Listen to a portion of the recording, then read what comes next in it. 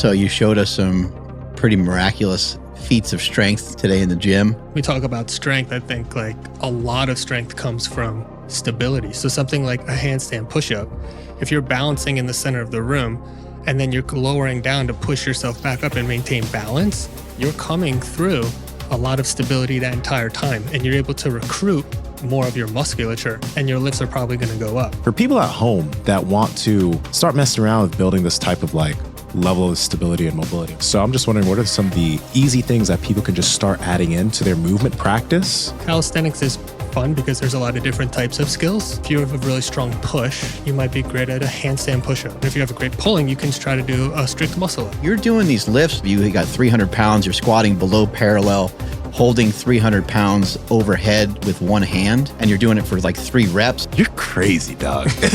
You're something else. So you showed us some pretty miraculous feats of strength today in the gym.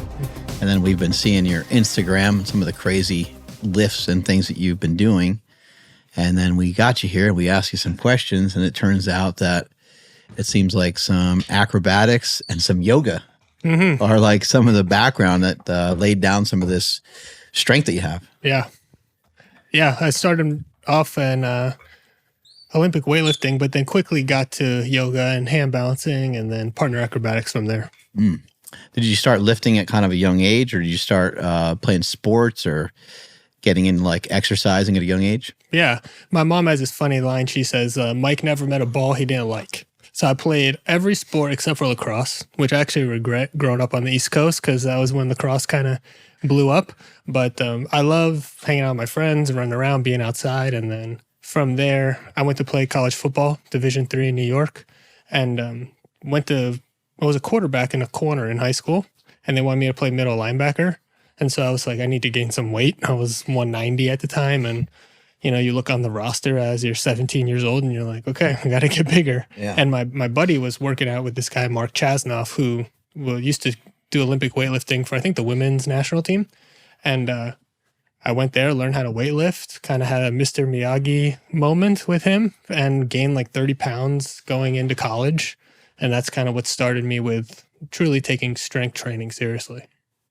Okay, what was the Mr. Miyagi moment?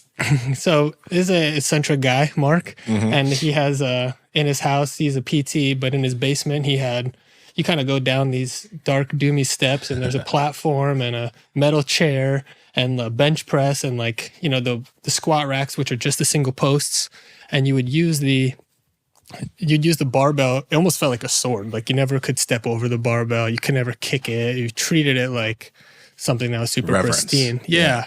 There's no music, no TV, no talking, no nothing. It's just sit in the metal chair. There's this other guy, Mike, also, who would train there, and he'd been there before me. So I kind of visualize off of him and learn the positions. And then for the first 2 months, we just used the bar. We did some squats and some pressing to build overall strength, but any of the skill, snatch or clean and jerk was just the bar. And then the 3rd month, by that time I gained like 20 pounds because he actually told me this. I actually struggle with it now a little bit, but he said, if you want to get bigger, you need to eat more. And what I want you to do is eat a rotisserie chicken every night after your regular dinner. I love these coaches with their suggestions. They're always so ridiculous, you know? I mean, I had no idea. I was like, okay, that's what we did. I gained a ton of weight. Got really strong, wound up clean and jerking like 315, I think, on that 3rd month. And then I was like, okay, this is fun. Wow. You're like, Mom and Dad, I need to eat a rotisserie chicken every night. They're like, huh? Yeah, exactly. That's exactly how it went. Yeah, whatever you got to do whatever you have to do to gain the weight. It seemed like you at some point got really hooked into like the strength culture and like studying strength. And we've had a few guests on recently that have talked about, stone lifting and some of that sort of stuff. And you were telling us about sounded like a magical place in Texas that has like a history of some of the older weights and stuff like that. Yeah. It's a Stark Center in Austin. It's I never learned about it until this year actually, but I was down there teaching a workshop, and it's like this humongous 40,000 square foot facility, and they have like original barbells and original kettlebells and like Donald Denny's, who has a Denny Stones out in Scotland, like his championship belts. It's a really cool space for strength history and physical culture. what got you kind of started down this? I mean, I know you mentioned the Olympic lifting and stuff, but now you're doing lifts that are just different, and it seems like you must have to learn about these lifts from obscure places, because it's more obscure than Olympic lifting, more obscure than strongman, more obscure than powerlifting. Yeah. So from the calisthenics and learning different like arm balances and poses that you might see in yoga, I kind of understood that there are different things you could do with your body. And then that got me into learning about the acrobatics. And out in Venice, California, there's a big culture of just strength and performance. And that started, I think, in the 1950s. And so I started diving into that. And then that kept bringing me back to like the late 1800s, early 1900s, and learning about these odd lifts that would happen. It's your strength history is really cool though, because it's like you have these high level skills. You're very, very strong with the barbell, right? You can Turkish get up with one hand, 250 something plus pounds. But then you can also hand balance. You have great mobility, great flexibility. You can do ultra marathons. Your versatility is wild. So before we get into this, like, how do you think you're able to build all these different abilities?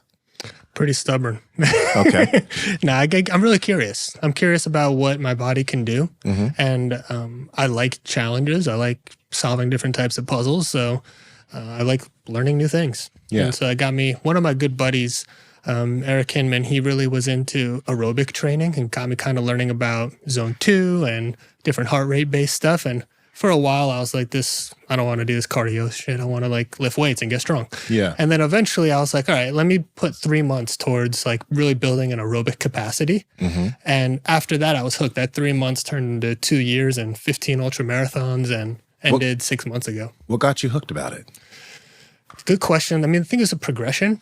So when I first started, my like aerobic capacity pace was 16-minute miles. My heart rate would just jump right away. When you first started, 16-minute miles. In order to keep your heart rate at approximately like 140 or something like that. 150. Okay. Yeah. Wow. I can get my heart rate up to 200 beats. Wow. So from what I learned was, at least the test I used, I didn't do any blood testing for my zone 2, but I warmed up for 10 minutes and then I ran 40 minutes as hard as I could to build my anaerobic threshold, and then did 80% and 88% off of that to find what my zone 2 was. And it was 161 was the highest. So I'd keep everything below that. But when I was first starting, I wanted to stay a little lower. Okay. Can we adjust his mic real quick? Yeah. What do you need to do? Just to be a little bit higher. Ah. It's yeah. Because he looks like he's kind of like on mic, but it's not high enough. Okay. Sweet. Cool. There we go. Don't move. Yeah, you're. I mean, that is like a pretty high heart rate, but over time, in practicing the zone 2, you're able to run faster with a similar heart rate, right? Yeah, even a lower heart rate. And so that's what got me hooked on it, because it would start at 16-minute miles. I had a big ego moment there where I was like, I thought I was athletic. I thought I was fit, strong. But then the next time it was 15:30, and then 15, and then 14. It quickly got down around like the 12-minute mile zone. Mm-hmm. And then from there, I liked the progression. I could see that I was improving. That kept my motivation high. And then the best I've ever gotten to was like 8:15 in the zone 2. And that took about a year and a half. Yeah. Yeah, there's a big difference between jogging and running. When you first start and you're just jogging, to me, I don't think jogging is like that fun. It can be okay and it's nice for the brain, and you get yourself to be able to do 20 minutes straight of jogging. It feels good, and get yourself to 30, 40 minutes. But when you can get yourself to be able to run and still have a comfortable pace or comfortable heart rate and stuff like that, I think that's the game changer. Those workouts are not that bad to recover from. They don't feel that bad when they're actually, they feel more positive than anything. Even the recovery from them isn't grueling. Yeah, that's the part I liked. I could run almost every day because I had the strength base, so I wasn't beating myself up as much. But I wasn't doing a lot of speed work when I started off, because I was like, I'm fast. I can run. I could sprint, but I didn't have that slower capacity. So I dove maybe a little too hard into that And like, my mechanics at that like middle space, I had to take some time to practice. But yeah, it was a lot of fun to feel that progression. And just people have heard us talk about zone 2 like a million times on the show, but I think it's important. If you were out there just running, and I don't know, maybe you've had this experience and you were not paying attention to your heart rate, you were just like, F it, I'm just going to run faster, you wouldn't have gotten the same results.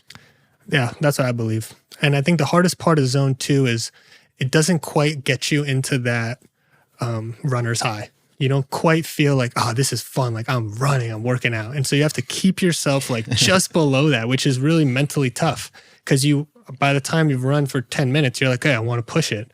And usually then I'm peeking at my watch and my heart rate strap is going, slow it down. So I got to either dial back the pace or walk. But if you can commit and be disciplined to that over time, that number will come down. I think a big thing too, from what you mentioned there in terms of getting better at that, it kind of also goes into how it seems you've progressed with everything. Because you mentioned that progression for you was like a year and a half. To get all the way to the 8 minute. Yeah. Right. And that's some time, right? That's some time spent doing boring zone 2 work consistently, chipping away at that time month by month. And it's probably not perfectly linear because you probably had some runs that seemed like regressions. Mm-hmm. Right. Yeah. Yeah. I mean, that's 50% basically of my speed. Mm-hmm. So I gained a lot. I mean, some of the people I talk to start off maybe are at 16-minute miles. Yeah. They're at 13 or 12, but it can be really enticing to want to just push to that 10-minute mile because it feels slow running there. I mean, you're not even running, you're walk running. Mm-hmm. Mm-hmm. It's a pretty wild change, going from really not running much at all to jogging into like running and be able to keep that pace. But then you said that you've done some ultra marathons and some of these races you were mentioning can take like almost 30 hours. Mm-hmm.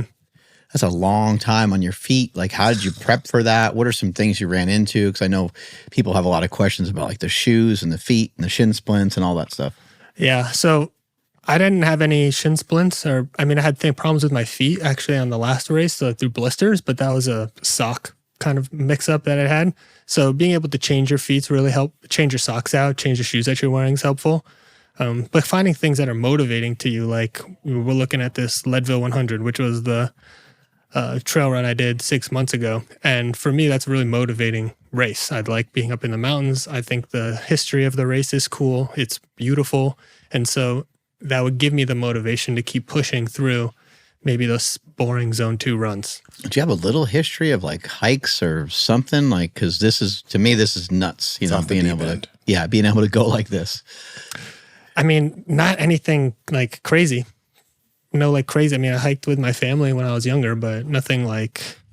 Wasn't like every week or every day or anything like that. No, but I became definitely obsessed with, wanting to be able to do an ultra marathon. And then honestly, once I did the first one, I was like, oh, wow.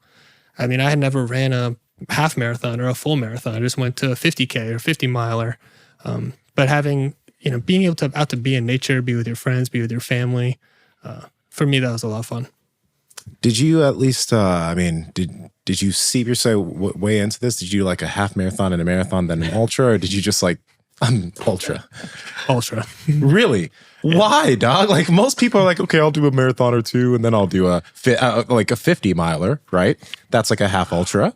Yeah. Okay. So ultra marathon, for a definition, at least I'm aware of, is anything more than a marathon. Oh, really? So it could be any distance, but the classic ones are 26.4, boom, ultra marathon. Right. So you did one of those? I did a 50K, which is usually like the first step, which is 31 something miles. Okay. Still. Yeah, it's gnarly. I mean, I live in Boulder, Colorado now. Mm-hmm. And so some of my buddies, how I got started, they were like, hey, we're going to do this thing in the Grand Canyon, rim to rim to rim. Do you want to do it? It's 50 miles, bunch of vert, but it's in the Grand Canyon. And so I was like, sure, let's do it. Yeah. And so I started training for that, but that was before I even knew about heart rate training. Mm-hmm. So I would be the guy just like run and figure it out. Yeah. And when I finished that race, I was at the top. It was like 11 p.m. It was a lot later than we thought. I got in the car. We drove 15 minutes to some Mexican restaurant. And when I got out of the car, it took me 15 minutes to walk from the car to the restaurant. And my body locked up like crazy. Yeah. Just feeling like you're going to cramp up and... Just cramp up and so much because I didn't have that aerobic capacity, it was so much like lactate that was being into my body that I was just constantly fighting against. And so once I had a little bit of pause, it just froze and it was difficult to break through. But I didn't have that experience once I started doing aerobic training. Kind of randomly, a few years back, I did 50 miles, just 50 miles of walking. And Ryan did it with me. And to this day, one of those definitely, it's the hardest thing I've ever done by far. Just walking 50 miles. It was on and off. Like I would stop and get a drink and like sit down and like try to chill. I did not know that was I walk a lot. And especially at that time, I was walking even more. And so I didn't think much of it. But that 50 miles, when I got home, just even like trying to put my leg up like in the shower on this like thing that we have in the shower so I can kind of like wash my legs or whatever, I couldn't even get it just seemed so far away. It seemed like impossible. It's just like a normal step. It's not that high. But it is, it's like 2.5 feet off the ground or something. But because my leg, wanted to cramp up, even trying to get it in my hot tub, my body was like shaking. Yeah. There's no like rails on my hot tub. Like, sometimes you can, hold on to something as you go down into a pool or something like that. It's just steps. And so like, I'm all wobbly. My wife's like holding me and I'm like, she's like, why'd you do this again? And I was like, I don't know. My son basically put me up to it because he's like, how many steps do you do in a day? And I was like, I do like, I don't know, 15,000, maybe 20,000 sometimes. And he's like, what's the most you ever done? I was like, I got kind of lost in New York City one time and ended up doing like 35,000 or something. And he was like, it'd be a cool goal is to do 100,000 steps. And so that's what I did. And I paid the price for it. You're an ultramarathoner. Yeah. Yeah. I mean, how long did it take you? It just took all day. I mean, I think it took like 14 or 15 hours or something like that. I mean, we weren't trying to go fast, but we did in the beginning. We were like, oh, maybe we should like jog some of it just to get it over with quickly. But we stopped like pretty quickly on that because we were like, this is going to kill us. Yeah. With certain ultras, they have cutoff times, which make certain ones more difficult than others. You got to get to a certain pace or a certain like mileage by a certain time. And for the Leadville 50-mile race, it's 14-hour cutoff.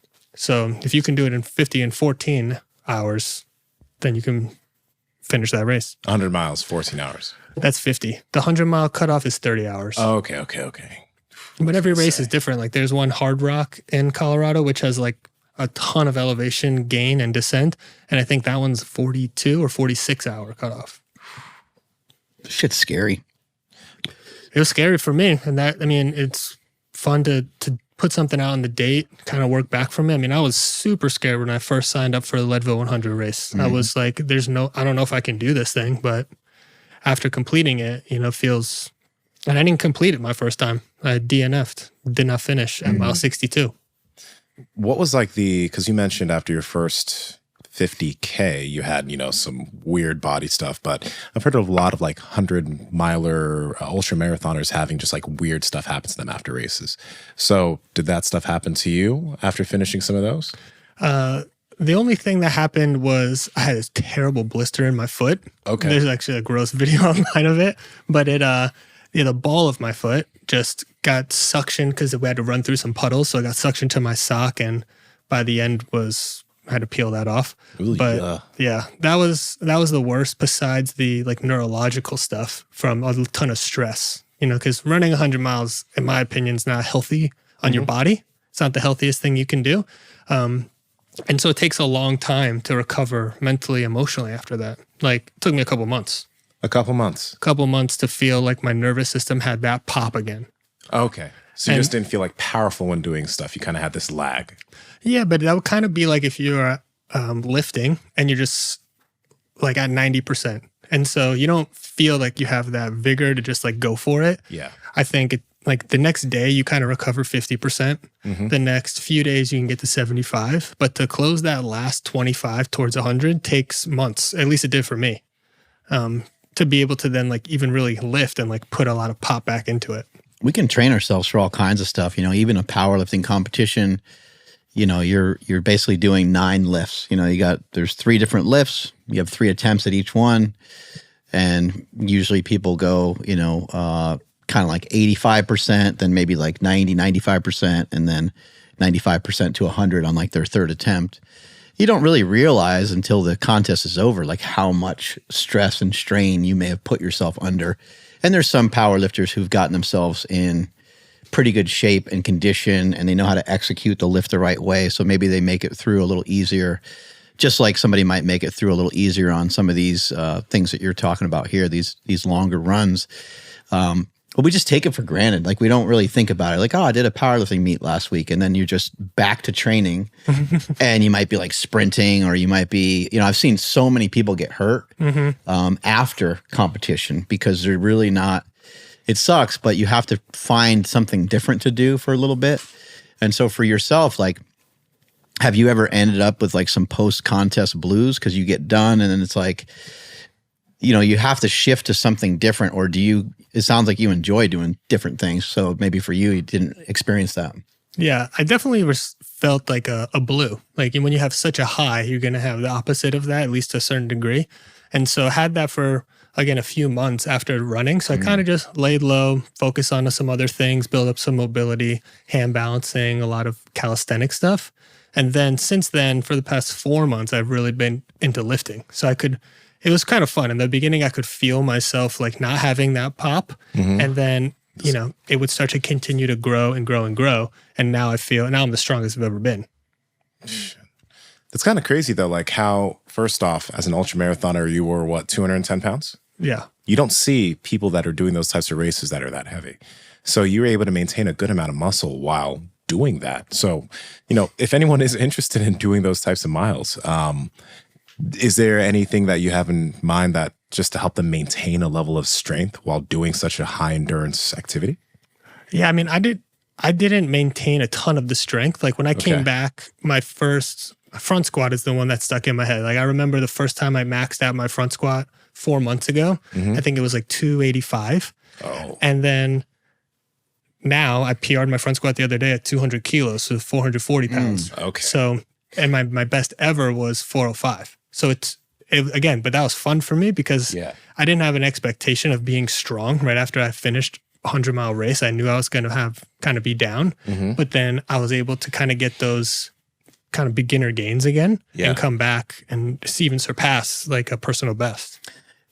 It's so amazing the different attributes that we can gain and the different strengths and the different endurance and all these different things. And, we have a tendency to say this guy's the best, because he's the most well-rounded. This guy's the best runner, Kipchoge is the best runner, or Bolt is the fastest runner. And I saw someone pose this question the other day. They're like, where is the intersection? Where is the intersection where Bolt loses to Kipchoge? Like how fast does that happen? 100 meter, we know who's winning that. 200 meter, we know Bolt is winning that. 400 meter, Bolt does weigh 205 and he's a big guy.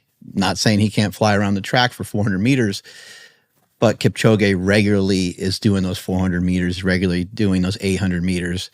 And he's just a much lighter athlete. So it's just super interesting to see how we can say someone's the fastest, we could say someone's the strongest, but it's hard to really define these things. It's hard to define strength. Totally. And that's some of what we've been talking about since you got here was, I think you said you could squat, maybe your best squat's around 500 pounds, which is an awesome squat. Not yet. I mean, I think I'll be able to squat around that now. 455, maybe something like that. Well, you never squatted 500? No.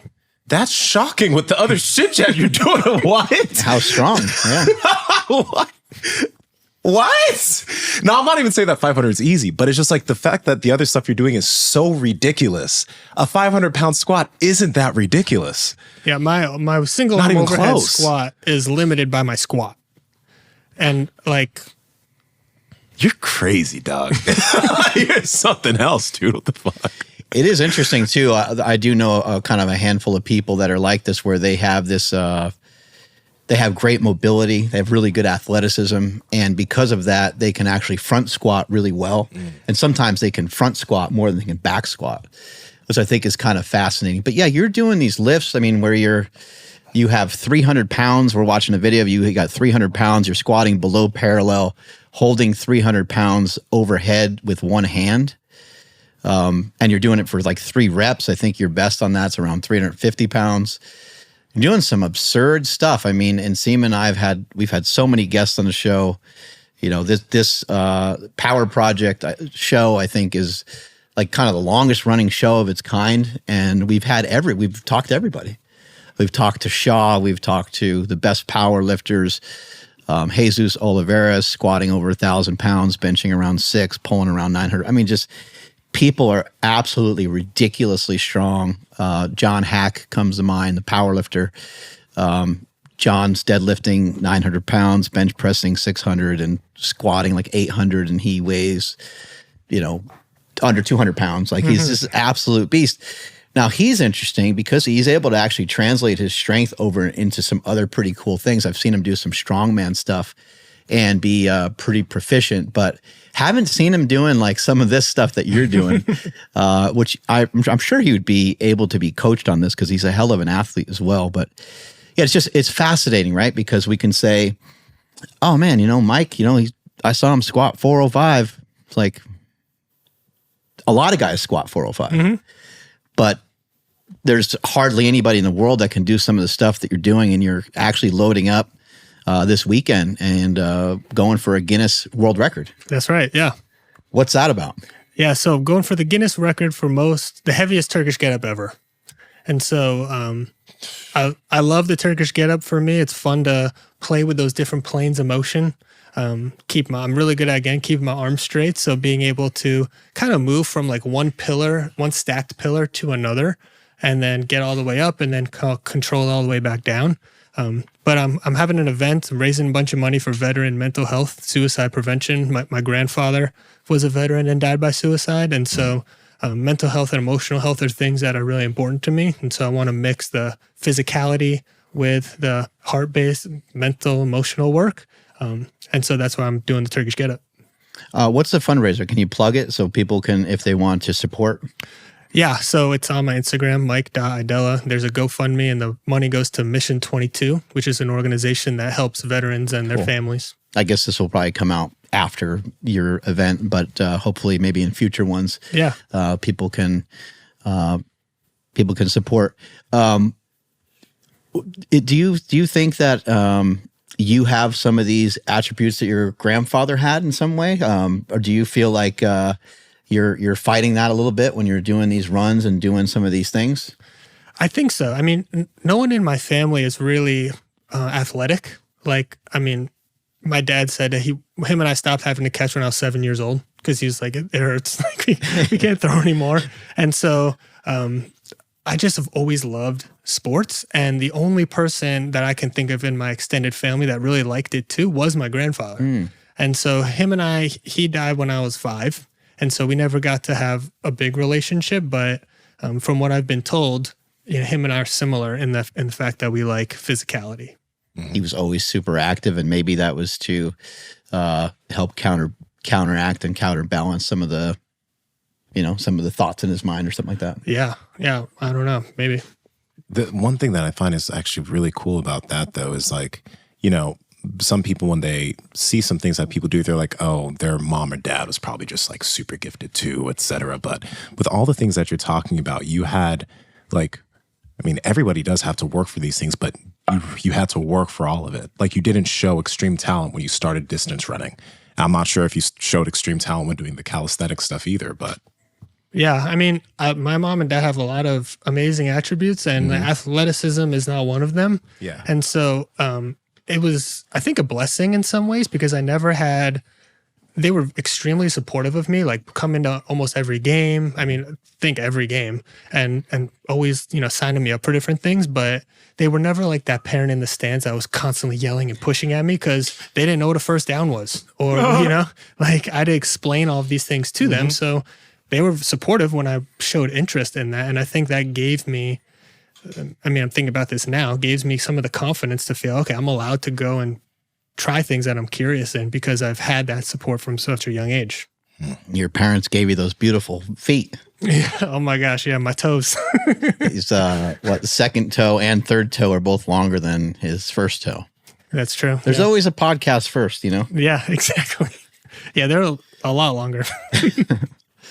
And an aspect of your strength, though, that I think is really cool, going back to the strength conversation we were having, is like, okay, you haven't squatted 500 yet. Okay, whatever. But the thing is you have great mobility. You have great calisthenic strength. You have great strength with a barbell, but nothing, it doesn't seem to be taking away from other movement capacities, which is something that you sometimes notice when people get very strong.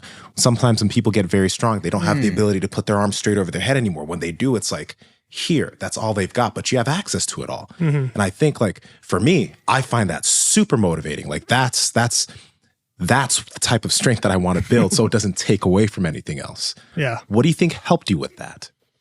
I think I say often I want to make a go body versus just a show body. And so I want to be able to do things that are really fun. And like for me, hand balancing is fun. Doing partner acrobatics is fun. Doing Turkish getups is fun. Seeing how much I can farmers carry or yoke carry, all those things are fun. And I don't want to do things that are going to limit me from being able to express myself in those ways. All right, Mark, you're getting leaner and leaner, but you always enjoy the food you're eating. So how you doing it? I got a secret, man. It's called Good Life Protein. Okay, tell me about that. I've been doing some Good Life Protein. You know, we've been talking on the show for a really long time of certified Piedmontese beef, and you can get that under the umbrella of Good Life Proteins, which also has chicken breast, chicken thighs, sausage, shrimp, scallops, all kinds of different fish, salmon, tilapia. The website has nearly any kind of meat that you can think of. Lamb is another one that comes to mind. And so I've been utilizing and kind of using some different strategy, kind of depending on the way that I'm eating. So if I'm doing a keto diet, I'll eat more fat, and that's where I might get the sausage, and I might get their 80-20 grass-fed, grass-finished ground beef. I might get bacon.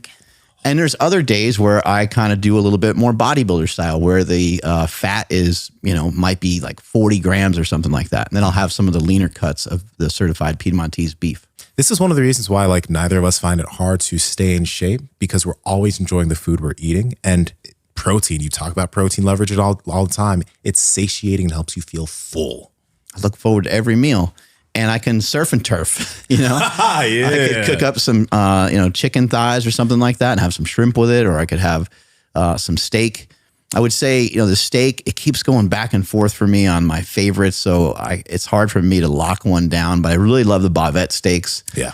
And then I also love the ribeyes as well. You can't go wrong with the ribeyes. So guys, if you guys want to get your hands on some really good meat, you can head to goodlifeproteins.com and use code POWER for 20% off any purchases made on the website. Or you can use code POWERPROJECT to get an extra 5% off if you subscribe and save to any meats that are a recurring purchase. This is the best meat in the world. Okay. So yeah, it's wild watching you in the gym, the way that you're able to, balance and articulate your movement patterns. And it almost seems like, when I see people do stuff like this, I'm always a little envious. I'm like, man, I should have done some gymnastics when I was younger. But I think the cool thing about what you showed us today and shared with us today, there's different levels of all the different things that I could try right now. And Nsima can try a lot of the different things that you were showing us today. And there's a lot of regressions. And who knows about the progressions, like where some of these things will end up. But what's interesting about something like just pushing your wrist, pushing your fist into the ground and trying to see, what kind of strength your wrist has, or those, what were you calling those push-ups? These are first knuckle raise. Yeah, like a first knuckle raise. Those were really interesting. And my forearm started to burn, and some areas like that I wasn't even sure of. I was like, what is that? It's like, well, I guess it's like my wrist. I don't know if I've felt my wrist burn other than like on like a wrist roller, like the old school wrist roller thing. So it's interesting because sometimes we think about like, oh, I'll watch, some of your videos, and I might think to myself, well, I shouldn't really try a lot of these things, but I can try my own versions of these things or other versions of these things and start to explore movement. And Nsima, I think you put that really well. It's like, we've seen a lot of people, and myself included, when you go after strength in a particular avenue with everything that you have, sometimes it's at the expense. Sometimes, not all the time, but sometimes for a lot of people, it's going to be at the expense of other types of movement. And for yourself, it doesn't seem like that's compromised. It actually seems like it's enhanced. Yeah. I mean, I think one thing I'm a big fan of is positive psychology, and an aspect of positive psychology are flow states, which I know you guys are familiar with. And the way I like to think about all of these movements is how can I put myself in a state of flow? Which the way I like to define it quickly is like if you think of a graph, on one axis you have the skill, and on the other you have the challenge. And so in order to be in flow, you need the challenge to be high enough to require all of your skill. And so for me, that might be, 250-pound Turkish getup right now. But maybe for one of my clients, Cheryl, she's 75 years old. For her, that could be like putting her fist and doing a shoe getup. And we're having the exact same experience, it just with different weights. So inside, we're getting those same hormones released. We're getting that same challenge. Just like if I'm doing, I don't know, a 90-degree handstand push-up versus like, someone else doing a crow pose, but it's bringing them that challenge skills balance. It's the exact same internal experience, which is what I love. I'm curious about how long ago was it that you started yoga? I would say 13 years ago. 13 years ago, and you did some Olympic lifting before that, right? Yeah. Now, within there's been a lot of people that have kind of said yoga is something that messes up bodies because it builds a lot of joint laxity, too much flexibility, etc. Maybe there is some of that, but do you think that what aspects of yoga do you think are very beneficial for people to even just to go try it out? Because I think people are scared of becoming too mobile, getting weaker doing yoga, so they don't even give it a shot because of all these negative things they hear. But what are some good things about it that really helped you out? Yeah, I mean, I got into yoga after a breakup, and so I was in a spot where I wanted to focus on loving myself, and I had no idea what that meant. But I heard in yoga you could do that. Yeah. And so after the first shavasana, which is the corpse pose at the end of class, I was like, wow, I feel different sensations than I had felt before. And then I started going to class more. And the studio I went to, the teachers would teach different arm balances in the middle of class, and I would gain some success because I had some strength. So I could What's like an arm balance? Like a crow pose, where you place your hands down and your knees are on the back of your arms and you're up balancing on your hands. And so if you kind of fall forward, you go to a headstand, which would be, another balance that you would do in yoga. And for me, those were fun. That was bringing me again into that flow state. But I personally now love yoga, and, yoga has a lot of different aspects to it. Asana is what the poses are. And so I like a yoga asana practice for the emotional and nervous system benefits more than just the physical benefits, because you can practice the physicality within that for sure, but it's bringing you to a different type of edge. And if you think about, if you're holding a lunge position with your arms out and you maybe can squat 500 pounds, you might be shaking in that one position, but it's bringing you to a similar edge in your mind than you have before you go to maybe a PR in your squat. Yeah, yoga is super interesting. Even just aside from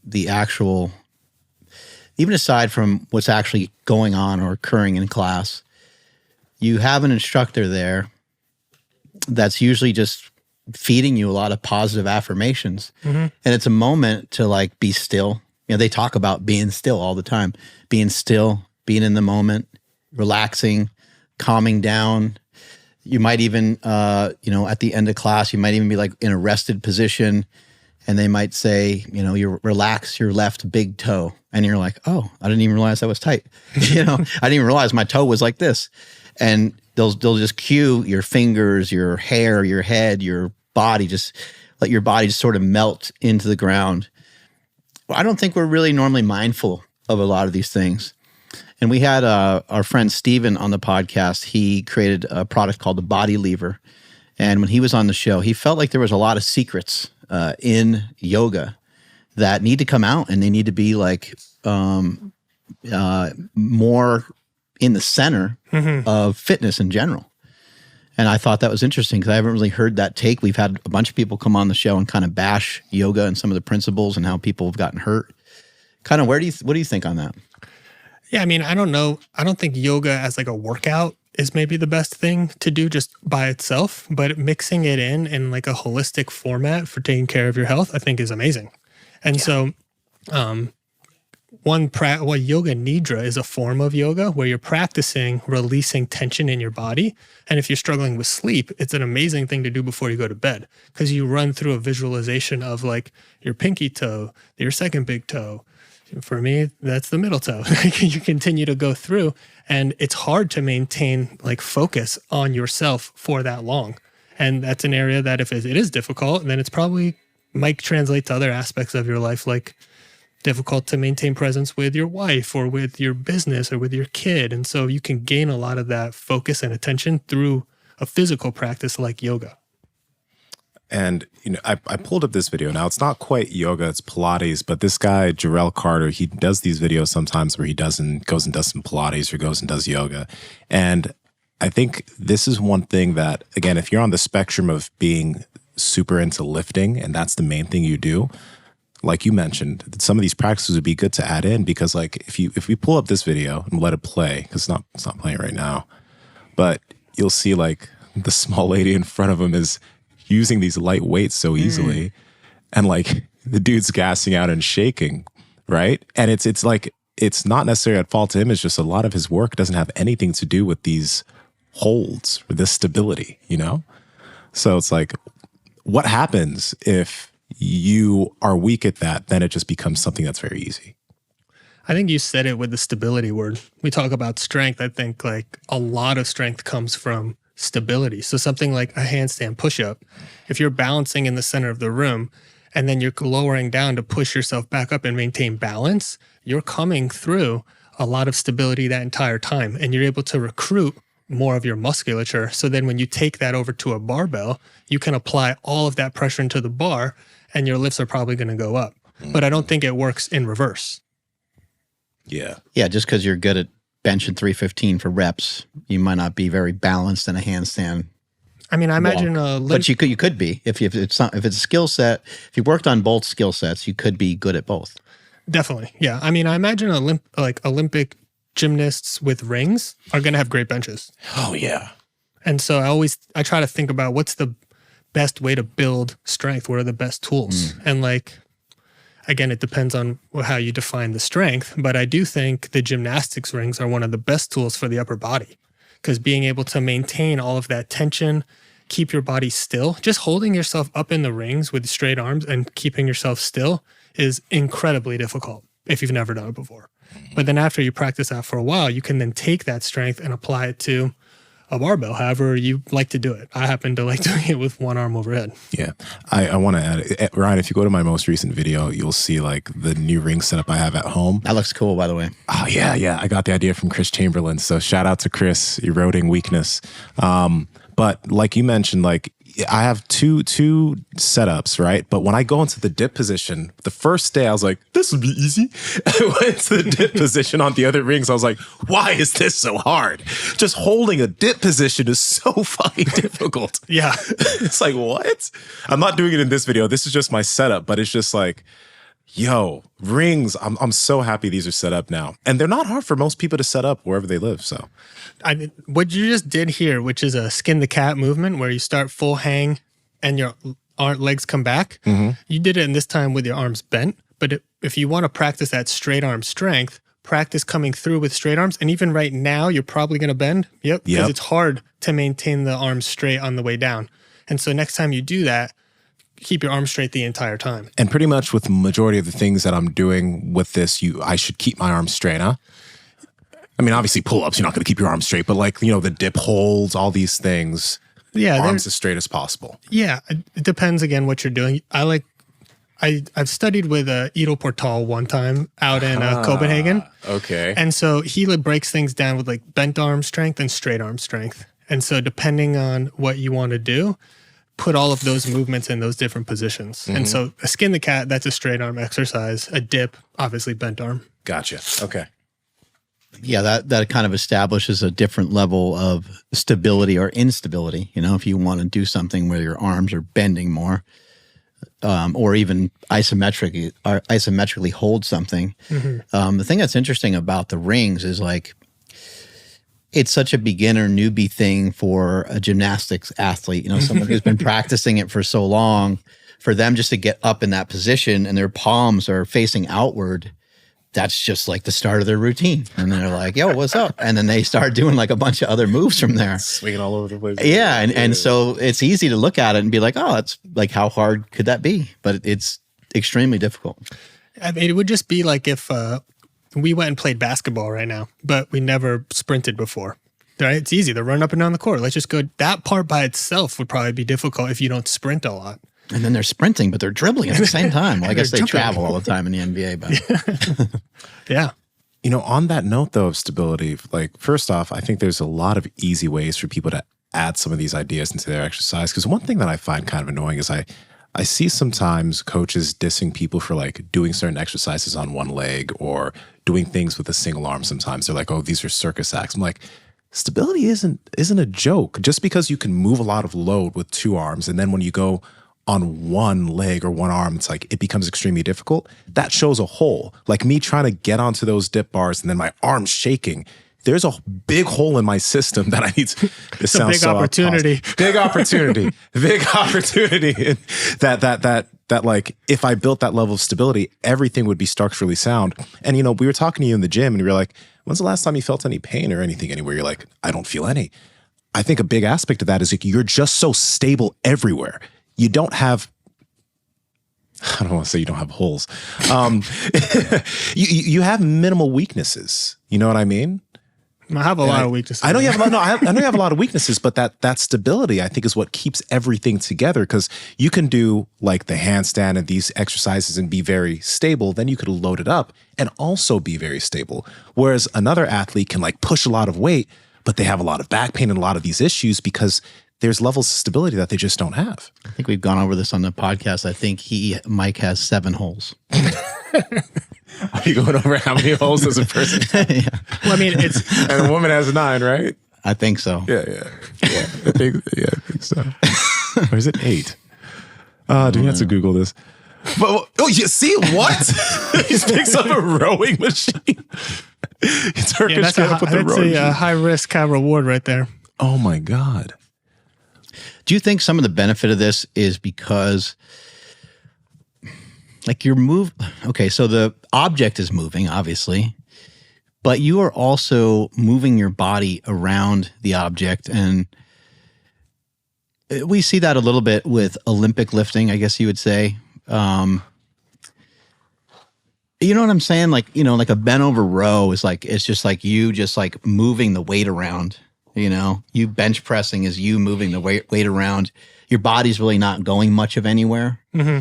And I think in the case of what you're doing, especially like a lot of single arm type stuff, you have to really maneuver your body. I don't know how familiar you are with functional patterns and some of the stuff that they do, but when you watch them rotate and you watch them do certain movements, that looks like what they're trying to coordinate. It looks like they're trying to coordinate like not just this weight is moving and I'm shifting this way, but they're trying to move their body kind of around the object. Yeah. I mean, I think that stuff's fun. Like, I like, we talked about the yoke earlier.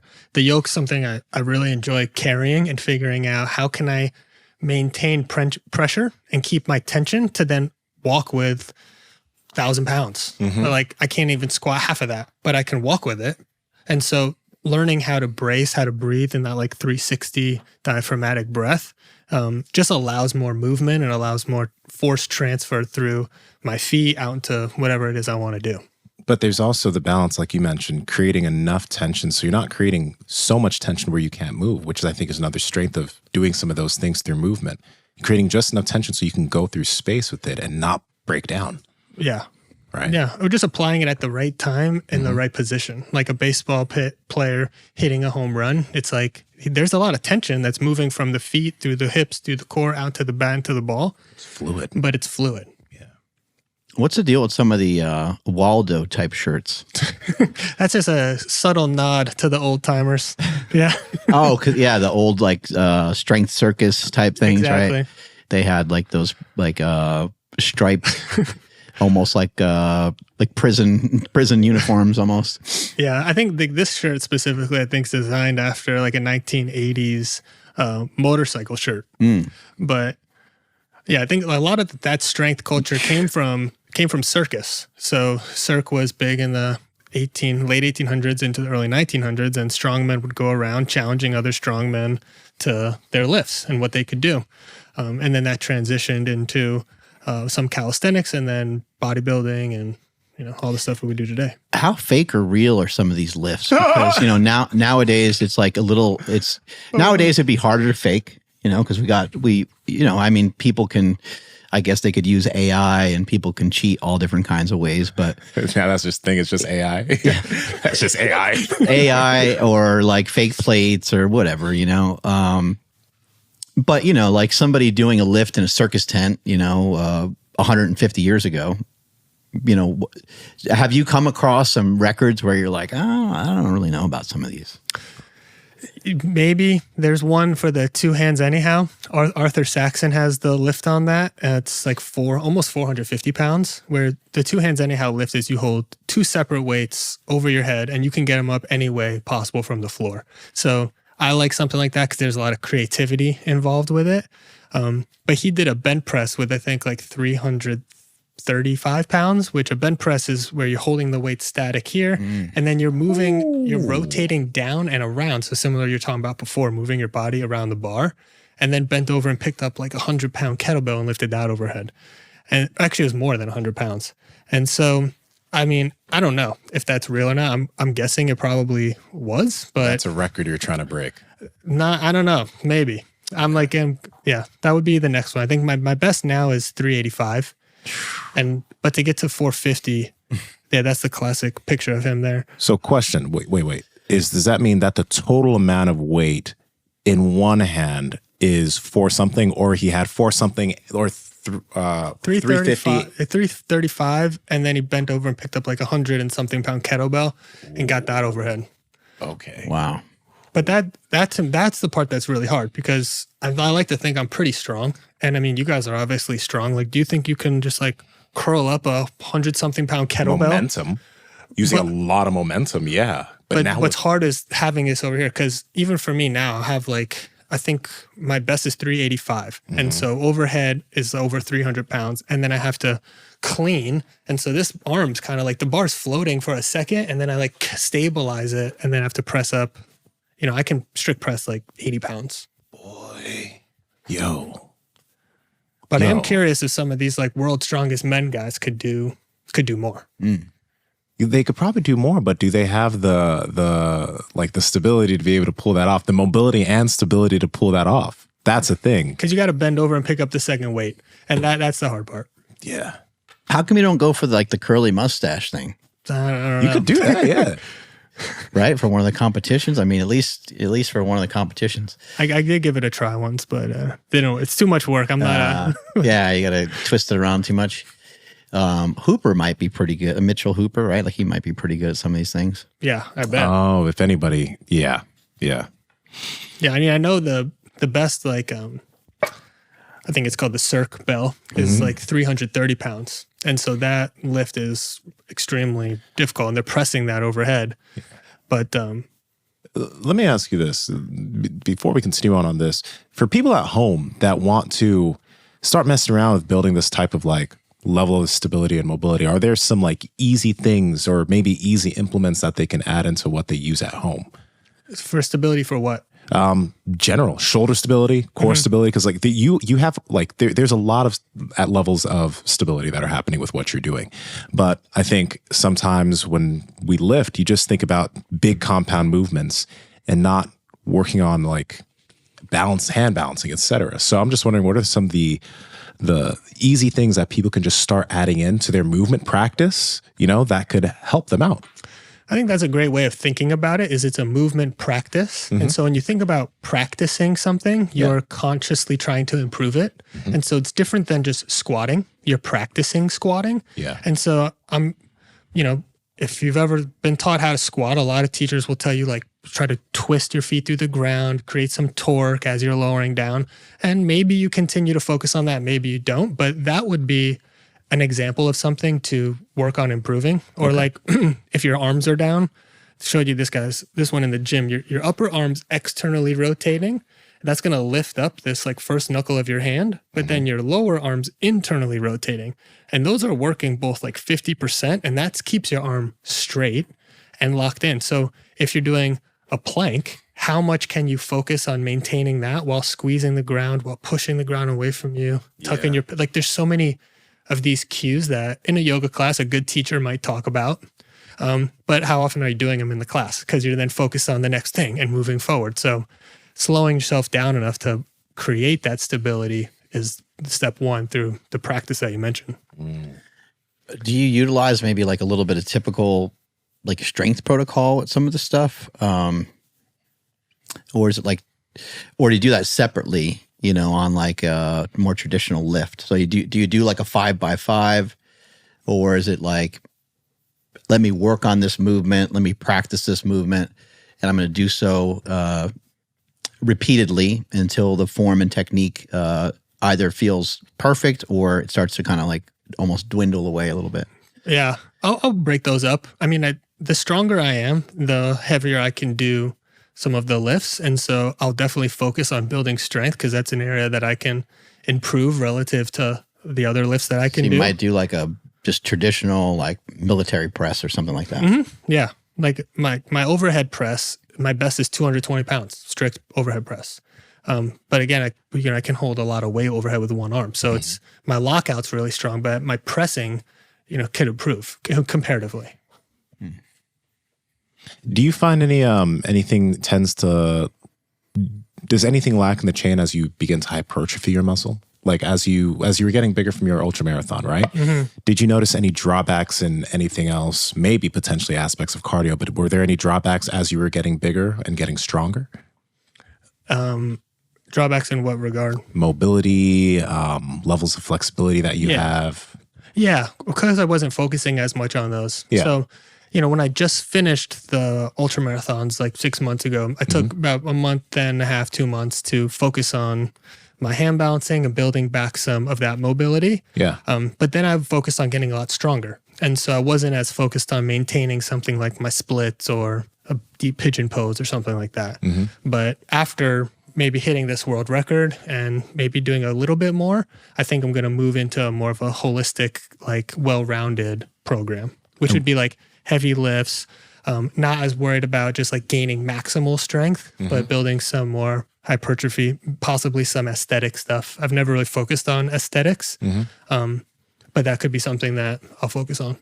And what does that look like potentially I wouldn't call it necessarily a split, but like in terms of some of maybe the things that you practice on a daily basis, what do some of those minimums look like for you? I don't have something that I practice like every single day. I try to practice as many things as I can do. And this might seem like a little cheesy, but there's a great line from one of my mentors, guy Dan Millman. He wrote the book, Way the Peaceful Warrior. And in that book, he talks about practicing everything. And so he's like, practice the way you do the dishes. Practice how you put the dishes in the dishwasher. Try to bring that intentionality towards things. Yeah. And that intentionality then can go into my lifts. And so I don't know what my exact split yet will be, but it will probably be maybe allowing myself to go down by like 85 or 90% of my maxes now. Working out a lot more with my friends. Like the downside of doing some of these things is there's not a lot of people that also want to do them. And so you're often working out alone when you're doing them. And so I have a lot of friends who are super strong, like to work out, just not always like to do these types of moves. I like that idea of like, practicing and just honing in on how you can get a little bit better at everything. Something as simple as taking out the garbage. You take the garbage bag out, you tie it up, you throw it in the trash, and then you come back inside, but you don't immediately put the bag back in there, right? You're putting dishes away. Maybe you leave a cabinet open, or you're just, grabbing a glass for water. Same thing. You don't shut it. It's all these things that you're going to have to get back to anyway, and that they might be more disruptive unless you kind of take care of them right at the moment. And everything sort of works that way. Mm-hmm. And when it comes to lifting, we sometimes forget that it is a practice. I think machines don't really take a lot of practice. Although you can make an argument for like when you're bodybuilding, it gets very specific of how you're trying to like really get connected to the muscle and everything. But when you're strength training, one of the reasons why, so if you're doing 3 sets of 10, you're doing 3 sets of 10 of curls and stuff, there's really not a lot of practicing going on, or in my opinion, not a lot of practice that even really needs to happen unless you're kind of in the beginning phases of that. Whereas if you're doing a strength protocol and you're doing like 10 sets of 2 or 10 sets of 1, or even Olympic lifting, like a lot of practice comes from Olympic lifting. Olympic lifters are good at that. They understand the idea of, I need to kind of perfect this. Maybe some of them, they get a little overzealous, and sometimes they are using weights that are a little too heavy to really truly practice with. But we see this in a lot of sports, and we sort of forget about it sometimes in the weight room. But when you do something like 10 sets of 2, you can kind of think of it as it's 10 opportunities, if you're a power lifter, the 10 opportunities to do the first rep and get the first rep right. Because that's the one that you're going to be, you doing the second rep right, it's fine, like that's cool. And you're ingraining a movement pattern, that's great. But rather than, having your legs shift around, your knees shift in and stuff like that on your first rep every time, if we can reduce the weight a little bit and we want all 20 reps of those 10 sets of 2 to be really, really clean and sound. And you want that kind of get embedded into your head. And imagining with some of what you're doing, it's probably important that you're not ingraining like some bad habits. So that the weights aren't too heavy, because if they're too heavy, I mean, not only can you not lift them, but you're going to be lifting them in a way more strenuous fashion. And as you mentioned with running, the way you were able to make a lot of progress with running was through zone 2, a more controlled environment. And I think the same is very true for lifting. It's just that for some reason we don't think that way. We want the percentage to be 105% of our max. Yeah, totally. I think, loading up to what you're comfortable with, and then every so often pushing that comfort, that's how you get stronger. Power Project family, how's it going? Now, over the years, I've learned a lot from guests that have come onto this podcast, and I've taken the time to learn many different movement practices. So, for example, if you've wanted to learn rope flow, which is a practice I think is just beneficial for everyone, I have a free rope flow foundations course at school.com/thestrongerhuman. Now, the Stronger Human community actually has over 11,000 members, so it's a great community there, but you'll also be able to learn rope flow for free, along with many other things I teach in there, like kettlebell flow, kettlebell juggling, all that good stuff. So head over there. Along with that, if you're looking for where to get your equipment as far as ropes, maces and clubs, sandbags, all that good stuff, you can head over to thestrongerhuman.store. And on that site is where I have all of the different functional fitness equipment that I use to become a stronger human. So check those out. Let's get back to the episode. If somebody is interested in building up some of their body weight strength, calisthenics, I don't think we haven't had many individuals on this podcast who they have a level of mastery in that. And I know that you can't really master calisthenics as you mentioned in the gym, but you are extremely proficient, right?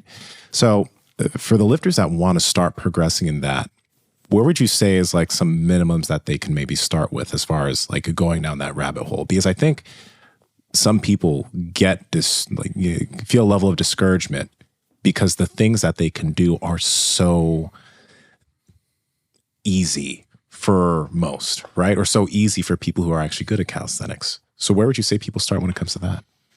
I'd say try to find something that's motivating to you. Okay. Like calisthenics is fun because there's a lot of different types of skills. Okay. And so you can find, if you have a really strong push, you might be great at a handstand push-up. So you might be like, let me think about how I can do a freestanding handstand push-up.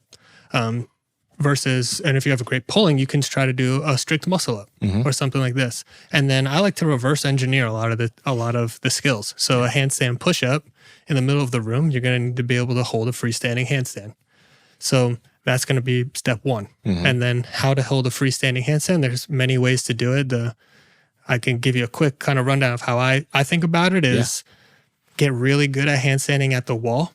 If you can find a handstand coach, someone that's going to be able to find the inefficiencies. If you're a great athlete, you're also probably a great compensator. Oh, yeah. And so you find ways to make things work, but that doesn't always allow you to continue to progress, especially calisthenics. And so for a handstand, you want to have your arms as straight as possible. You want to be pushing into your fingertips. And then you want to build the skill of how you kick up to the handstand and have it be consistent every single time, just like any other skill. Like you wouldn't step into the squat rack differently every single time you're doing those 10x2s. And so you would want to build that movement pattern. And then I would really get comfortable kicking to the wall. And we talked about this in the gym. Like doing sets of 3, no more than that. And after each kick, if 100 is a perfect kick, give yourself some type of score and don't make the same mistakes 3 times in a row. So if you kick up, you don't get it to the wall the first 2, on the third one, don't even try to get to the 100. Just make sure you get like 110 and get all the way to the wall. And then once you can consistently tap that wall softly, now you pull off into the middle of the room and it gives your brain time to make an adjustment. Because with balance, you're actually never balanced. You're always rebalancing. So you're constantly falling out of a handstand and making these micro adjustments in order to stay on your hands. And so the faster your brain can recognize when you're falling out of alignment and make the appropriate adjustment, you'll be able to stay upside down. Don't make three mistakes in a row. I think that's pretty awesome. When I was powerlifting and had a group of powerlifters all training together, in order to go up in weight to the next weight for some of the max effort work that we would do, you had to make the lift, but you were allowed to miss the lift. If you miss the lift, now your option is you got one of 2 options. You can go down in weight and try to pick a weight in the middle, so it'd still be heavier than your last attempt. You can pick a weight that's in the middle, or you can take that same weight, but now you have to do the lift and make the lift. And if you make the lift, then we can progress to having you go heavier. But you can't miss the lift 3 times. You miss the lift twice, and that's it. It's done. Mm-hmm. And it got to the point where a lot of times I wouldn't even allow people to really, I wouldn't allow them to even continue with that same movement at all. Because I was like, this movement got zapped. It got drained. Like, we got everything from this movement for today. There's nothing more else to learn here. The only thing I can think of is like you could maybe reduce the weight a lot and move around and just maybe feel the patterns. But just feeling a pattern isn't really enough. You need the correct input. Sometimes you need an optimal type of weight to kind of get you there. So I really like that idea and that principle. Yeah, thanks. I think what's hard with calisthenics is it's easy to skip out on a standard. And that's something that if you can apply certain standards and hold yourself to those standards, you're going to progress really fast. Because it's easy to, say, I want to practice handstand, just kick up in the middle of the room and fall over every time and maybe hold for a little bit or have your buddy take a quick picture and, oh, I did a handstand. But that doesn't give you the discipline of being able to fight to maintain that balance because you so easily allow yourself just to fall out. Mm-hmm. How did you end up getting yourself in a position to have, sounds like you have had some great mentors, but you got to kind of, if you want good mentors, you got to chase them down. That's right. And so how did you kind of acquire, you telling us about the guy that wrote the book and a couple other mentors that you mentioned here today. Cause I mean, like going into like an ultra marathon, I mean, I guess it's something that you could do kind of blindly, but I'm imagining that you have a friend or have somebody that that you communicated with, because there's a lot to learn. Hydration, the socks, the shoes, just even what race to sign up for. Maybe your first one, shouldn't be at high altitude in the middle of the summer. There's a lot of things to like know and learn. And so, how did you kind of acquire or find some of these mentors? I think you got to get comfortable asking questions, being okay to be in that like beginner's mindset. And so that's something that I've learned from a long time just through playing sports. Like the only way you're going to improve playing basketball is if you miss a lot of shots, because then you know how to make the shot.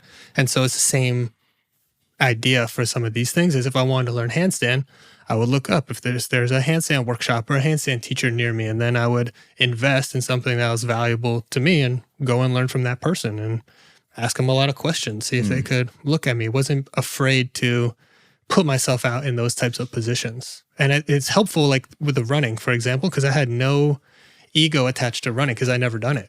So I'm like, oh, I've never done this. My first miles are 16-minute miles. Like, what do I have to lose? Let me just try to improve. And if I kind of move my barometer of success towards myself versus like my friends who are every day running 6 and 7 minute miles in zone 2, then I start to feel successful. But if for a while, if I was, would have compared to them, I would have never done it. I'm curious about this, man, because seeing you lift and kind of seeing how you go about this stuff, are you someone that needs to get yourself very wound up before doing some of these strength like movements or before going on a long run? Do you have to hype yourself up a lot, or do you just kind of get yourself there? I get myself there, but that sometimes requires more hype than others. Like, for the lifts we did inside there, those were probably sub-maximal for me, so I didn't need to get as much hype, but I needed to create an appropriate amount because I'm holding, I think it was like 250 something pounds overhead with one arm. Yeah. So just enough, but too much hype kind of will make me a little jittery and I won't be able to focus on the skill that I'm doing. Yeah, because one thing that Mark mentioned, like when we were watching you just like clean and press 255, right, and then you get that overhead, is there's a level of like how impressive something is when you see someone do it and it almost doesn't seem like it was that difficult. I'm not saying that's what you have to aim for, but it just showed a high level of control over not just what you were doing, but a control over yourself to be able to do it so easily. And I'm wondering if that's something you think about when you're training. Not having it stress you out too much. Yeah, I want to be in control. And so if I'm too emotional with it, then I'm out of control. And so, I think about that through almost everything that I do. Yeah. How can I control my emotions to meet the conversation, the lift, the whatever it is that I'm doing? You're super positive. You did mention that some of that maybe came originally from yoga. But has there been some other studying you've been doing, reading books, watching YouTube videos, listening to podcasts? Like, where do you think some of that positivity came from? And I use this example a lot. When I played high school basketball, we were at a championship game, and it was towards the end of the game, and one of our buddies missed a wide open layup. And everyone on my team was yelling at him, like, how could you miss that layup? It was the easiest thing ever. And so I called a timeout, went over to our team, and I was like, guys, do you think he meant to miss the layup? Of course not. Do you think yelling at him is going to help him make it again? No, let's just build each other up. We could talk about it after and practice it after, but right now we have to maintain positive so we could win the game, which we did, and it was great. And so I think about that now as like, what's the most effective way of achieving any type of goal? And I've just learned that if I beat myself up or beat up other people, it's not as productive in the long run. And I'm not by far perfect at this, but I do try to maintain a sense of positivity when I can. And I'm also not scared of the negative emotions. So I think I talk a lot about emotional health and lead a couple of men's groups and things like that. I think is really important as guys and as strong guys to maintain all of this with people in their lives. But I talk about emotions on a scale of 1 to 10, and 10 being like the absolute best elated emotions you can imagine, and 1 being the worst. And we all want those 7, 8, 9s, and 10s, and we all don't want those 1, 2, 3s, and 4s. But if you don't have the capacity to feel those 1, 2s, and 3s, then you're not going to feel the 8, 9s, and 10s. And so what I focus on is building the strength to maintain and like deal with the 1, 2s, and 3s through something like yoga, meditation, journaling, so that I can allow myself to experience those highs. Otherwise, you deal in that middle space where like, nothing's great, nothing's terrible, life's okay, everything's fine. And I don't necessarily want to be in that space a lot. What do you find is the drawback of being in that space of everything's fine all the time? I don't necessarily think that there is a drawback unless you feel like there's a drawback. Okay. And so I have a business that we help people with that. And I say like our ideal client, someone who thinks like 60 to 80% of their perceived potential. And so oftentimes now, especially with social media, people are constantly comparing themselves to other people. Yeah. And so that can lead to a lack of self-confidence, which then shows up in the way that they view themselves and then other people that are close to them. And it hurts relationships, it hurts their business, it hurts just society in general. So those are some of the downsides, I guess, from being in that space. And the more that you're comparing, the harder it's going to be to maintain or achieve whatever that peak potential is for you. It's hard to not put a cap on the things that we think we can do. You know, I could say like, oh, I'm pretty positive. I don't usually say I can't, but you know, maybe with something you showed us today, maybe I thought that, you know, and you know, I participated in a little bit of stuff, but there's some stuff where literally in my head I was like, I'm not necessarily ready for that, but maybe a better opportunity for me would have been to just say, which I saw Nsima do a couple times, what's the regression for that? You can watch someone do something wild and say, hey, like, you know, like if Nsima did something in jiu-jitsu and I'm trying to like learn it, that's would be my first question. Like, that was a little fast. I don't know what's going on. What's the regression for that? And that's a great question to ask. Yeah, I think that's great for everything. Like I like to make a lot of analogies for like physical strength and emotional strength. And I haven't always been the best at dealing with my emotions in, say, like a relationship. And so emotions would get high. I would meet those emotions and then I'm not able to effectively communicate with someone and it damages the relationship. So now if I need to take space or slow something down or ask to repeat something, that helps me then formulate my response that's going to lead to an improved relationship. I had a friend tell me one time, he said a fight, you know, like a argument, simply like inability to communicate with each other. It's like, man, that's kind of the cold hard facts, isn't that? It's like, that's what it is. And even a war, think about how crazy that is. A war is like an inability to understand maybe another group of people and what they're trying to do and their goals, and you not understanding them and them not understanding you. That's really all that it is. And people die over it. Like a lot of people died over it over many, many years. I think everything, and I use this consciously, everything is relationships. Your relationship with yourself, with the food, with your wife, with the weights, with everything. And a tool for building better relationships is communication. So how can you communicate better with yourself, with someone else? Yeah, you could be at war with yourself internally over a drug, over a girl, over food. It could be literally just about anything. But the iron is my therapy.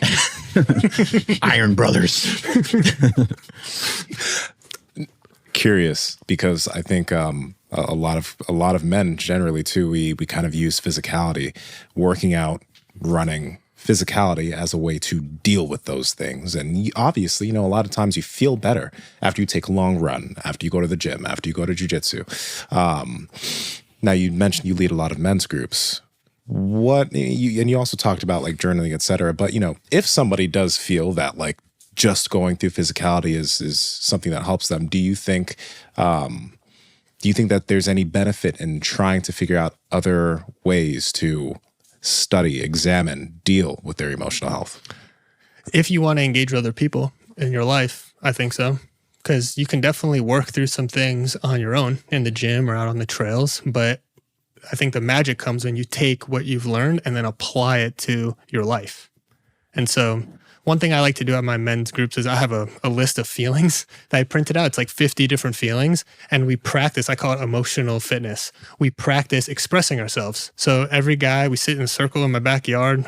Everyone brings a camping chair. I smoke a bunch of meat because that helps get some of the guys over. Yes. And then oh, it's a barbecue. I'm there. Yeah, exactly. And then That's you know, great. I give a little spiel on emotional fitness, and each guy gets 2 to 4 minutes. Just practice, like literally, just practice saying out loud some of these feelings. Because when I grew up, I had like 3 main feelings: happy, mad, and sad.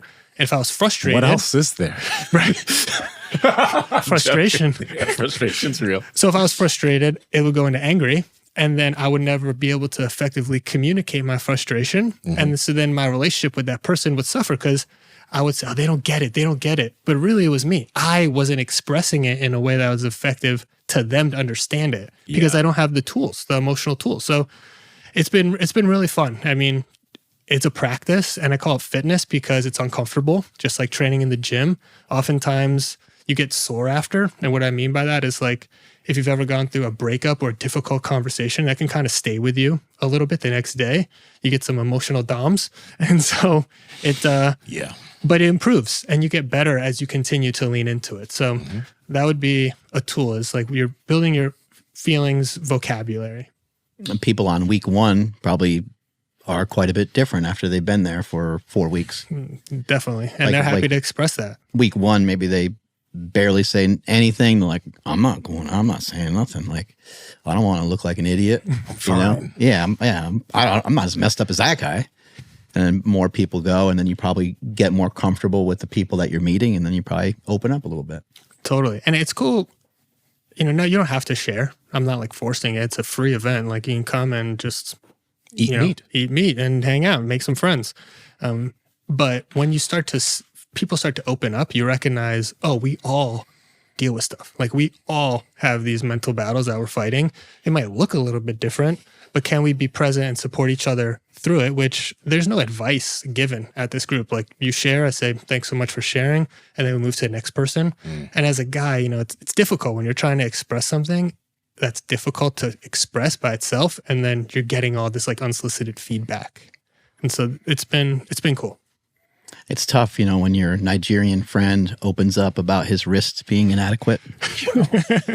And then he comes to find out that his wrist is pretty much similar measurements to everybody else. All right, you know what? I'm gonna stop you right there. I am like, I weigh 60 pounds more. That is than true. Ryan, That's a good right? point. And my wrists aren't that much bigger than his, right? So exponentially, they should be a little bit larger. But truthfully, I think, you know, his wrists are just a little bit bigger than mine. So I mean, I don't think I can Where's lean the tape on. measure? I don't think I can lean on the small wrists anymore. I just look at them and they don't look like Dan the caveman. I know. Yeah, right. Like his wrists are so large. I know. But this guy's over here doing handstands and stuff with his wrists. So He's got some beefy forearms, Yeah. right?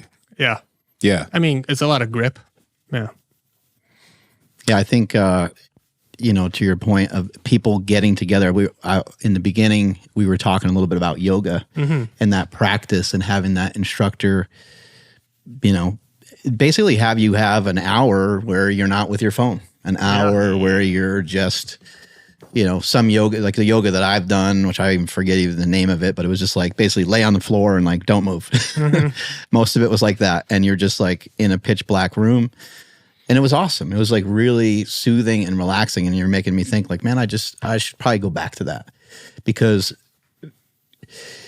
I don't feel stressed, but I feel like I literally don't know how to relax. You know, I don't feel amped all the time either. I feel like occasionally I can be relaxed, but like I have to really kick the shit out of myself to go home and just to be like, whoosh, and just sort of like, just chill.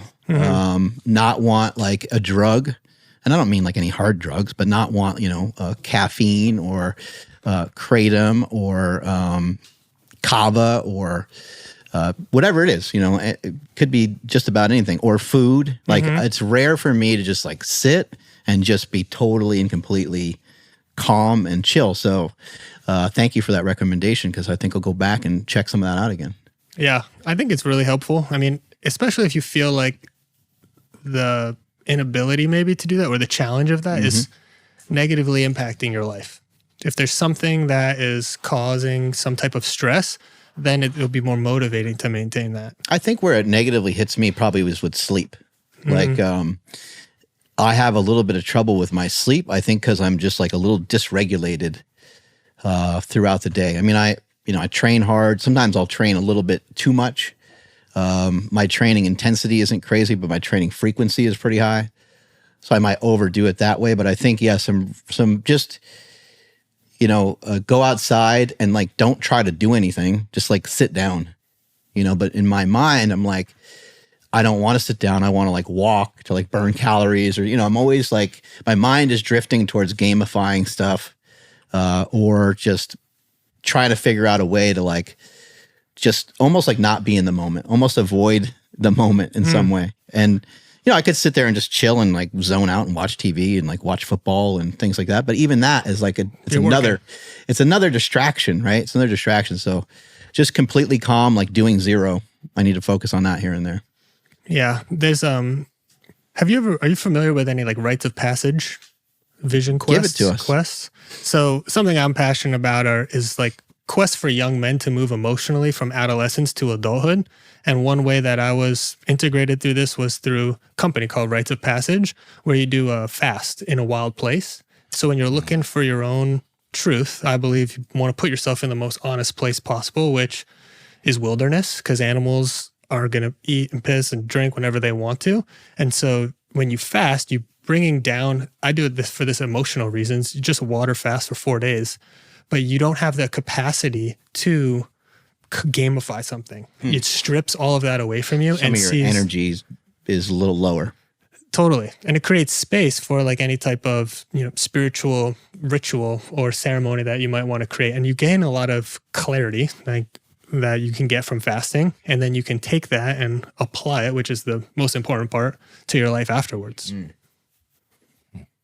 One thing I think about though, Mark, as you were mentioning that, I don't know, I feel like it's pretty normal to, like, I can't go through a day without using my body a bit.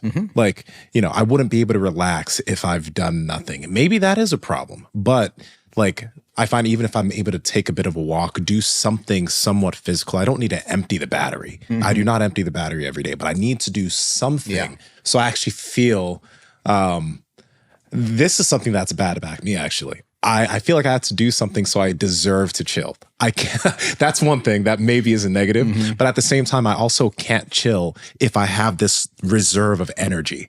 I feel that that's fairly normal. I mean, what do you guys think? Like, from what you said. Oh, I don't think that it's like abnormal. I just think it's something that I could probably work on. I think these are two different things. Like, you're talking about a physical load, you're talking about a mental load. And so in order to let your brain recover, your brain doesn't know the difference between being on a podcast and watching TV. It's still focusing on something. True. And so if you're constantly on your phone or watching TV or to relax, you're actually not relaxing. But going out for a walk in nature, maybe without your phone or without a podcast on, totally lets your brain kind of recover. So then you can come back. And I mean, this is a lot of the stuff that you think about with time blocking. Those are some things that I do. Like, I will go out and run with no phone, no headphones. And that's great. That feels great. Yeah. And that just allows you to kind of think about, like, interval training, maybe your work. If you kind of talk about this a lot with people, is like, if you can kind of stack some of your work, maintain hyper focus during that time, you have a better chance of getting into a flow state and then recover from that, which will be 15 minutes outside for a walk or doing one of these like yoga nidra practices, but not something that's cognitively demanding, because there's this thing in your mind called attention residue, which happens when you're switching from task to task. You're leaving some of that attention over on the other task. So if you say are writing an important document and you get a notification for an email, you peek over to that, you come back, you've just left 5% of your attention there. And say you had a perfect night's sleep, now you start the day with 100, which most of us probably don't get 100, but you can imagine how often you get pinged in these different ways. And now you're reaching for something like caffeine or something to maintain that focus versus allowing yourself to have that cognitive downtime. Awesome, man. Well, good luck with your world record. Yeah, thank you so much. I hope you smash the hell out of that. Yeah. How much do you need to lift? So the current record's 200 pounds. My best in training was 245. So it's happening here in 4 days. I'm hoping to hit over 250. Okay. Do you get to do like can you chip the record with like 220, then go ahead and do 250 something? Or are you just gonna like, what are you gonna do? Yeah. Like, I've been thinking about this recently. So yeah, I think I'm gonna give myself 2 misses. But there's no rules on how often you want to miss it. I am hosting an event and making a lot of food for people and having a lot of folks come there and teaching a workshop afterwards. So I don't want people just watch me miss weights for an hour, but I'm going to do 125, 180, 225. Okay. Then from 225, I'm going to go to 250. Okay. And then depending how that feels, I'll kind of adjust from there. But not too many misses, because it's a big output once it gets up to that weight. Gotcha. Anything else you're looking forward to after that? Is there some other record that you're going to be going after? Or are you going to chill for a little while and move on to something different? I think I might chill for a little bit, but that 2 hands anyhow record is one that is enticing to me. Maybe not if I need to just continue hammering myself so much in the gym. One thing that I am curious about is long distance swimming. So there's a cool endurance run or race through Tahoe, swimming across Tahoe, or the distance race on it. So might get into that. But nothing's on the docket yet except for the Leadville 100 mountain bike race, which is at the end of August. Yeah, I know some people swim Lake Tahoe, and sometimes they do it like in the middle of the night or something like that. I don't know if that's something you heard of. Yeah, you got to start. I mean, depending on when you're going to do it. I've done a paddleboard race from the Bahamas to Florida, which is 80 miles across the ocean. And so that one you start at midnight. How did we just hear about this now? That sounds kind of crazy. Like, why is this coming up? Isn't there a lot of sharks there? There are. Yeah, we saw a lot of hammerhead sharks, which aren't so dangerous. Well, what's your ethnicity? I'm a mix. I'm a mixed bag. I got Ecuadorian, some Native American, some Italian. How much Italian? Okay. Yeah. How much of that?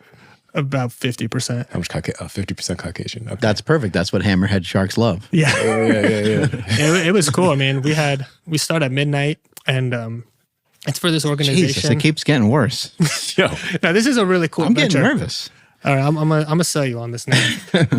It's an organization called Crossing for the Cure, and this guy Travis Sood started it. Okay. His daughter had cystic fibrosis, and he wanted to think, what's a cool event that we could do to raise money for people that have cystic fibrosis. And the ocean is great because it helps kind of clear up that phlegm that happens. And so he and his buddies did this paddle from Bimini, Bahamas, back to Florida, and then that was like maybe 13 years ago or something. I'm not exactly sure, but Wow. so now you can go and you can paddleboard, you can sea kayak, you can do a relay, and it's 82 miles across the Gulf Stream. how long does it take again? Took us 16 hours. Yeah, wow. I've done it on a paddleboard and on a water bike, a Schiller water bike too. I don't think I've ever seen a water bike, but that's cool. It's like a bike with pontoons on it, and yeah. But this is a great, like, if someone's looking to do some type of a big adventure and likes the ocean and likes water, this is very accessible because it sounds crazy, right? 80 miles on a paddleboard. You do get a little bit of a push from the Gulf Stream, so that's helpful.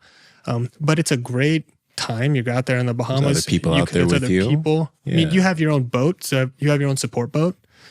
So you're able to get food, get water, stuff like that. Okay. It's more chill than I'm thinking, but it's still hard. It's still. I mean, it was the most beautiful sunrise I've ever seen in my life because I've never been awake for that long, and then just let my eyes naturally adjust to the sun coming up because you start at midnight and you only have a red light because you don't want to disrupt the animals, and so you're paddling with 3 other friends. already done. You don't want to disrupt the sharks.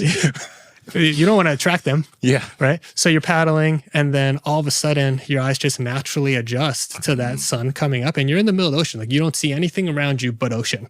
Yeah. And we had a buddy who fell in right around that time, and the water was really calm, and the boat captain goes, "Shark." And so we all freeze like this.